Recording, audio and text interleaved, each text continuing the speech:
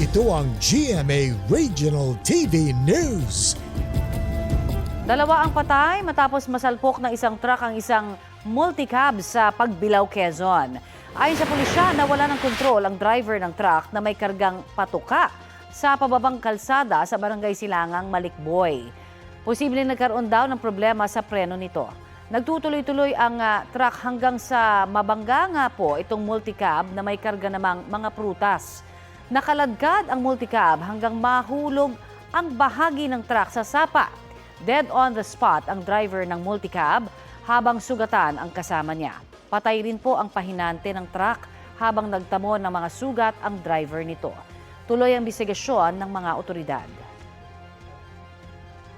Patay rin sa pamamaril ang isang negosyante sa San Jacinto, Pangasinan. Base po sa investigasyon, 2 gunmen ang nagpanggap umanong customer sa resto bar ng negosyante. Hanggang barilin nila ang 42 anyos na biktima sa loob mismo ng establishmento. Hindi na siya umabot ng buhay sa ospital. Naaresto kalaunan ang 3 suspect kabilang ang isang itinuturong middleman sa krimen. Ayon sa pulisya, isa sa mga naaresto ay suspect din sa isa pang insidente ng pamamaril sa biktima noong nakaraang taon. Inaalam pa ang motibo sa krimen. Tumangging magbigay ng pahayag ang 3 suspect at mga kaanak ng nasawi.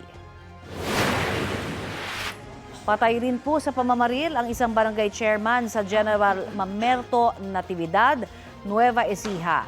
Base sa investigasyon, nasa gymnasium ang kapitan ng barangay. Kabulihan ng barilin siya ng mga hindi pa nakikilalang gunman. Nadamay rin po ang isang magsasaka na naroon. Nasa ligtas na siyang kalagayan. Tumangging magbigay ng pahayag ang pamilya ng napatay na biktima. Patuloy pa ang investigasyon kabilang ang pagkalap ng mga CCTV footage sa lugar. Ito ang GMA Regional TV News. Nagkasunog sa isang paaralan sa Suminot, Zamboanga del Sur.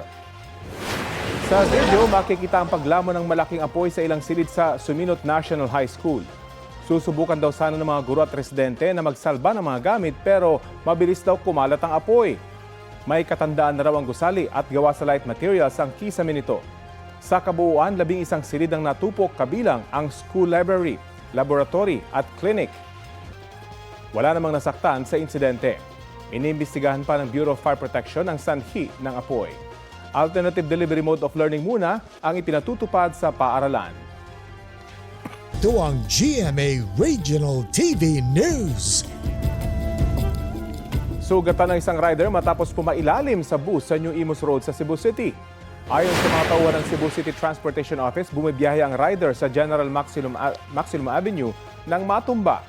Isinugod sa ospital ang biktima na ligtas na raw ang kalagayan. Wala pa siyang pahayag. Ayon sa driver ng bus, sinubukang mag-overtake ng rider habang papaliko sila.